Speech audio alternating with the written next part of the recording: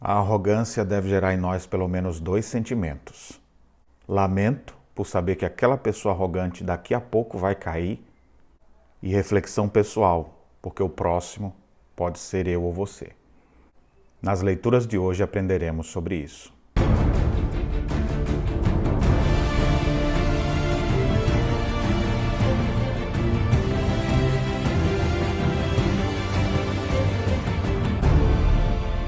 Olá, meus irmãos, graça e paz. Estamos juntos na nossa caminhada bíblica. A nossa leitura de hoje é Ezequiel capítulos 30 a 32. Esses três capítulos, eles falam especificamente sobre o Egito. No capítulo 30, a ênfase é sobre o dia do juízo. Os egípcios passarão por um período de trevas e não de luz. Olha o que diz os versos 1 a 3. Veio a minha palavra do Senhor, dizendo: Filho do homem, profetiza e dize: assim diz o Senhor Deus, gemei, aquele dia, porque está perto o dia, sim, está perto o dia nublado será o tempo dos gentios. A espada virá contra o Egito, e por isso Yahvé usará a Babilônia para destruir aquele povo por causa da sua arrogância. E ele diz assim: assim diz o Senhor Deus, eu, pois, farei cessar a pompa do Egito por intermédio de Nabucodonosor, rei da Babilônia. Deus determinou um dia em que há de julgar o mundo por meio de Jesus Cristo. Todo homem deve lembrar disso para que não viva descomprometido e despreparado. Deve se arrepender de seus erros e procurar viver segundo a vontade de Deus. Paulo exortou seus ouvintes em Atenas quando ele disse em Atos capítulo 17: Ora, não levou Deus em conta os tempos da ignorância, agora, porém, notifica aos homens que todos, em toda parte, se arrependam, porquanto estabeleceu um dia em que há de julgar o mundo com justiça por meio de um varão que destinou e acreditou diante de todos, ressuscitando-o dentre os mortos. O dia do juízo virá. Deus irá julgar o mundo, julgar a sua vida.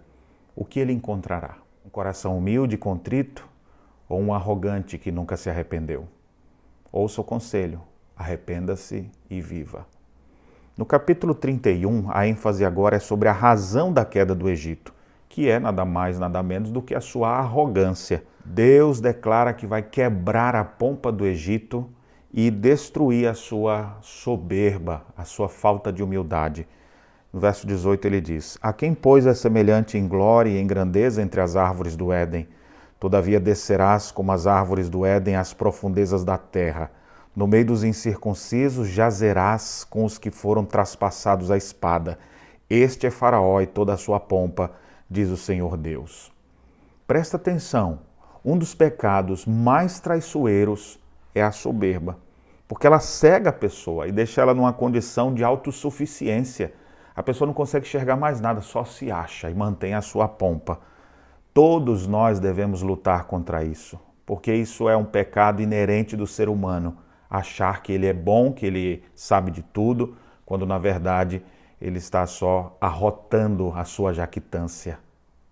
No livro da sabedoria, em Provérbios, nós aprendemos que a soberba precede a ruína e a altivez do espírito a queda. Devemos buscar um caminho de humildade. Líderes, especialmente por causa de sua posição mais elevada, devem vigiar sobre isso. Olha o que diz a Bíblia sobre um grande rei de Israel, Uzias. Havendo-se fortificado, exaltou-se o seu coração para sua própria ruína e cometeu transgressões contra o Senhor seu Deus, porque entrou no templo do Senhor para queimar incenso no altar do incenso. Uzias foi exaltado para a sua própria ruína. Cuidado, você que é líder. Se você deixar a arrogância tomar conta do seu coração, isso será o seu fim. Novos na fé também precisam atentar para isso, porque o apóstolo Paulo deixa claro: os líderes da igreja não podem ser novos na fé. Ele diz: não sejam neófitos para que não se ensoberbeçam e caiam na condenação do diabo. A soberba pode destruir a vida das pessoas. Todos precisam ouvir a voz de Deus nas Escrituras dizendo: Deus resiste aos soberbos, mas dá a sua graça aos humildes. Chegai-vos a Deus e ele se chegará a vós outros. Purificai as mãos, pecadores, e vós que sois de ânimo dobre, limpai o coração.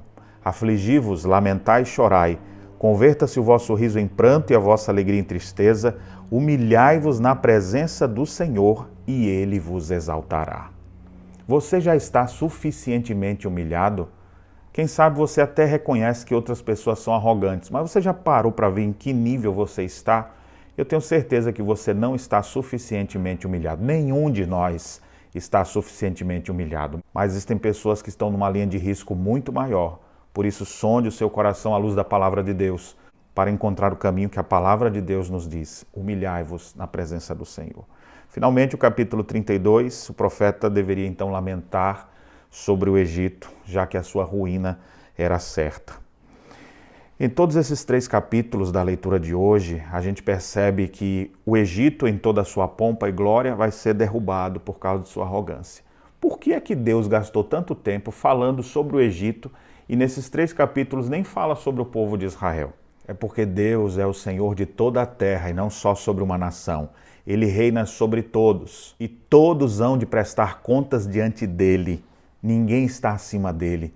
Por isso mesmo que o seu nome é o mais exaltado e ele humilhará aqueles que vivem na sua própria arrogância.